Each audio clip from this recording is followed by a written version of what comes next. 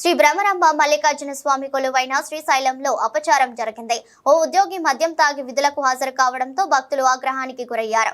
ఆయనను పట్టుకుని చితకబాదారు. గత రాత్రి 9 గంటల సమయంలో క్యూ కంపార్ట్మెంట్ వద్ద ఈ ఘటన చోటు చేసుకుంది. ఉద్యోగికి దేహశుద్ధి చేసి అనంతరం భక్తులు ఆలయ క్యూ వద్ద బైఠాయించి నిరసన తెలిపారు. ఆయనపై చర్యలు తీసుకోవాలని డిమాండ్ చేశారు.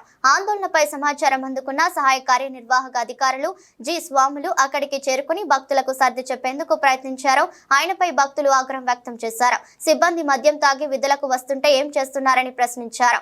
ఆలయ పవిత్రతను కాపాడడంలో అధికారులు నిర్లక్ష్యంగా వ్యవహరిస్తున్నారని మండిపడ్డారు. ఈ ఘటనపై ఈ ఉదయం ఈవో పెద్దిరాజుకు భక్తులు ఫిర్యాదు చేశారు.